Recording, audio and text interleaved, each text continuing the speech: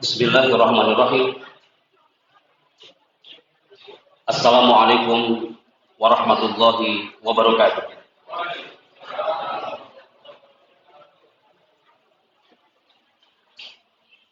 Hamdan wa sana'an 'ala Allah jalla jalaluhu. Iyyahu na'budu wa iyyahu nasta'in. Nusalli wa nusallimu ala nabiyyina Muhammad Rasulillah sallallahu alaihi wasallam. Syukur kita kepada Allah Azza wa Jalla yang telah memberikan nikmat Ramadan sampai kita rasakan sampai detik hari ini. 12 sampai 13 jam seluruh muslim di Nusantara ini merasakan atmosfer Ramadan. Itu adalah merupakan kesyukuran kita kepada Allah. Dibandingkan negara-negara lain di belahan utara jagat raya ini, mereka berpuasa sampai merasakan durasi puasanya 20 jam sampai ada juga yang 19 jam. Kalau kita zoom di negeri Greenland, Islandia, Finlandia, Swedia, Skotlandia, mereka berpuasa hampir 20 jam. Dan kalau kita zoom kembali, kota di belahan selatan dunia, mereka berpuasa sampai 11 jam 20 menit, ada yang sampai 11 jam 52 menit, dan kita di Indonesia, kesyukurannya kita merasakan atmosfer Ramadan ini 12 sampai 13 jam jemaah. Dan syukur kita kepada Allah yang pasti kita tidak bisa memungkiri puasa kita malam hari ini sampai kita merasakan nuansa tarawih. Hampir di awal bulan Ramadan sampai ke 10 hari bulan Ramadan ini adalah jawaban dari doa kita di puasa Allah. Masih dalam satu frame di tengah pandemi COVID-19, ketika di akhir tarawih tahun lalu seluruh umat muslim di jagat raya ini, saya yakin mereka bersujud dan melambaikan sujudnya dan berteriak di hadapan Allah Azza wa Jalla, ya Allah, mudah-mudahan ini bukan Ramadan terakhir bagi kami. Ya Allah, mudah-mudahan kita bisa merasakan Ramadan tahun depan. Mudah-mudahan pandemi ini cepat berlalu. Paling tidak jemaah, kita sudah bisa merasakan Ramadan tahun ini. Itu adalah jawaban dari doa kita yang telah dikabulkan oleh Allah Azza wa Jalla, dan doa itu dikabulkan seperti apa? Ahibati fillah, usia 40 tahun, 30 tahun, 50 tahun sampai 60 tahun, berapa kali kita sudah merasakan dan mengikuti pesona Ramadan? Ada di antara kita jamaah yang merasakan Ramadan sampai 20 kali, 30 kali, atau mungkin sudah 50 kali kita merasakan Ramadan. Dan apa yang sudah kita dapat dari Ramadan itu? Maka di kultum yang singkat ini, setelah syukur kita kepada Allah, sudah selayaknya kita menyampaikan salam takzim dan cinta kita kepada Nabi Muhammad Rasulullah SAW. Karena saya yakin Ramadan itu identik dengan wujudun Nabi SAW. Kita berharap bahwa orang yang selalu berpuasa dengan kafah, bukan hanya puasa sunnah, begitu juga di puasa Ramadan, maka jazaan minallah, balasan dari Allah Azza wa Jalla, dia akan mendapatkan babun min abwabil jannah, pintu di antara 8 pintu surga Allah yang dinamakan babur rayyan.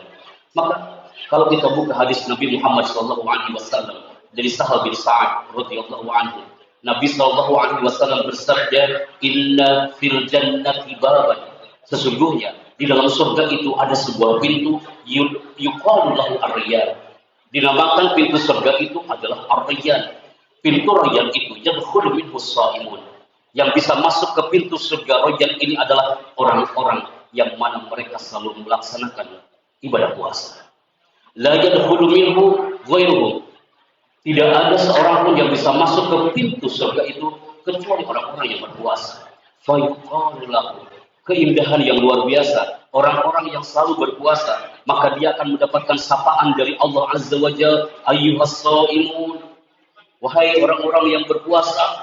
Maka di dalam pintu surga Allah yang namanya ar-rayyan, mereka dipanggil oleh Allah Azza wa Jalla, fayaqumun, maka mereka berdiri jemaah. La yadkhulu minhu ahadun ghairuhum.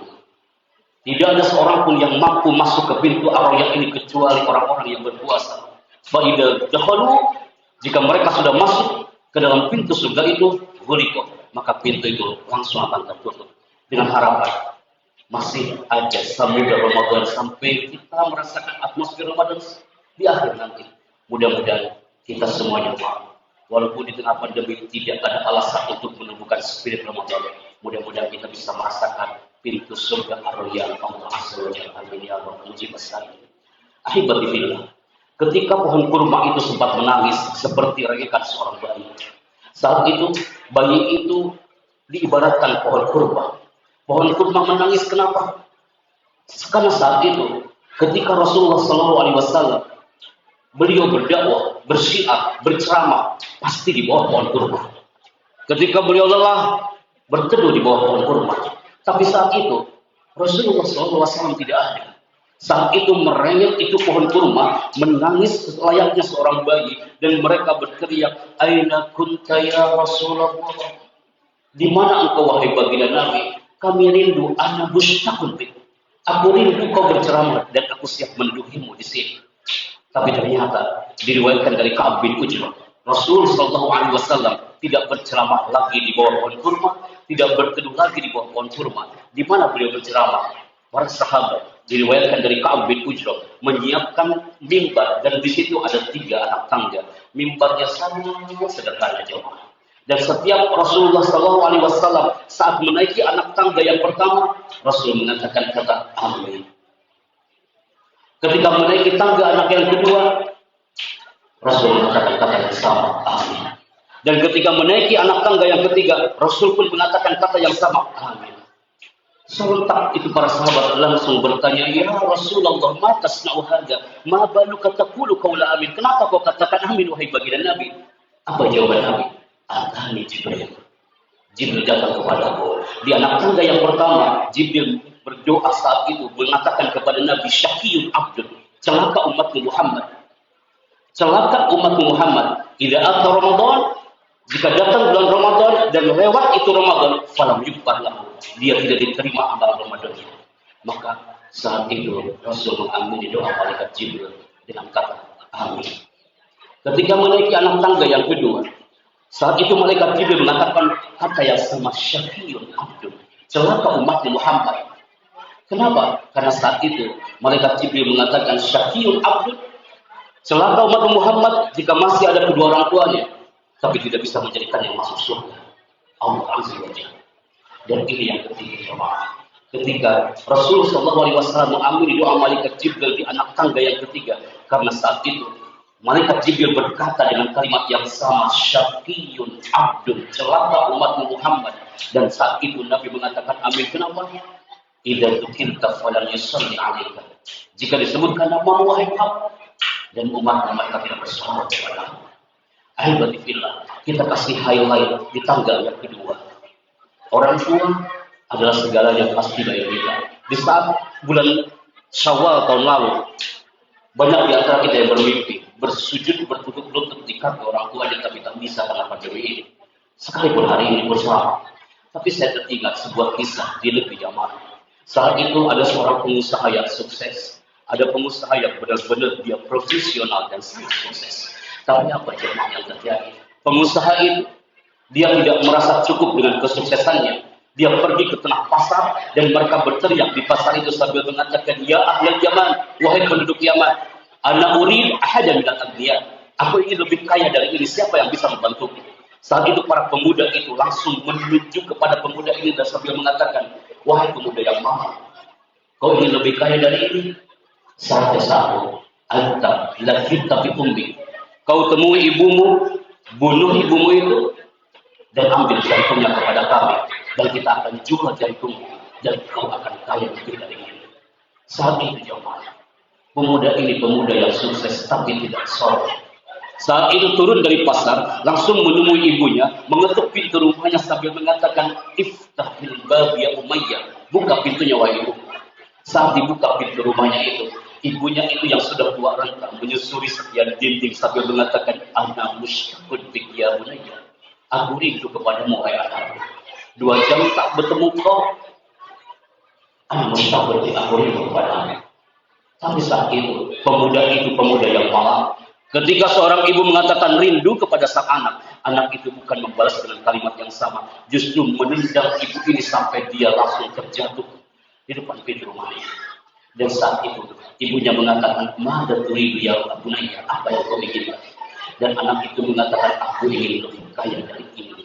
Dan saat kesal oleh ibu, "Anak Abdul, aku harus membunuhmu dan mengambil jantungnya." Anda tahu jemaah, ibu itu mengatakan, "Ya bunayya, wahai anakku, in kana hadza sa'idan lak." Jika ini membuat kau bahagia, bunuh ibumu detik ini juga dan ambil jantungmu dan kau jual agar kau lebih kaya dari ini. Anda tahu jemaah, dibunuh ibu-ibunya di tempat dia dilahirkannya. Dibunuh ibu itu di tempat dia dibesarkannya, dan dia ambil jantung ibunya dalam keadaan jantung ibunya itu masih berdetak. Dia bawa itu jantung sambil dia melari di atas padang pasir. Wa kanat fi sakratiha bakiyah. Anda tahu jemaah, itu ibu dalam keadaan sakaratul mautnya, dia berlinang air matanya.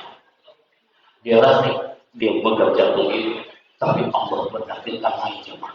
Saat itu dia jatuh di atas padang pasir, jantungnya pun jatuh dan menggelinding di atas bebatuan. Saat itu pemuda ini mengatakan,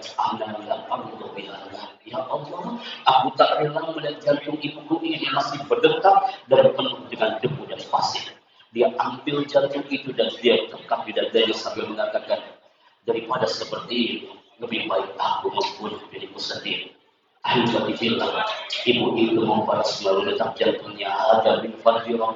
Ini kuasa Allah Azza wa Jalla. Ibu itu mengatakan, wahai anakku, la taqtulni marratayn, jangan bunuh ibumu dua kali. Lebih baik kau lanjutkan hidupmu, biarpun aku terbunuh di tanganmu, tapi kau lanjutkan hidupmu bahagia. Alhamdulillah, potret Ramadan saatnya kita tunjukkan the power of birrul walidain, kekuatan kita untuk berbuat baik kepada kedua orang tua kita. Karena Ramadan identik dengan amal soleh. Semoga kita semua bisa tergolong hamba-hamba Allah yang selalu bersyukur. Semoga kita tergolong hamba-hamba Allah yang bisa meraih pintu amal yang surga Allah Azza wa Jalla. Dan sebelum saya turun dari mimbar ini, ada satu jemaah kita yang sedang terkena musibah, Al-Hajj Saiful Haq. Dan sampai detik ini, belum saya datang ini, saya dapat info tadi, tapi mudah-mudahan melalui doa dari para jemaah, Allah memberikan kesembuhan untuk beliau. Wajib kuliah hayya ala tilawati kita dengan mungkin Al-Fatihah. Alhamdulillahirabbil alamin. Iyyaka na'budu wa iyyaka nasta'in. Shiratal ladzina an'amta 'alaihim wallahu a'lam bissawab. Jazakumullahu khairan wa assalamu alaikum warahmatullahi wabarakatuh.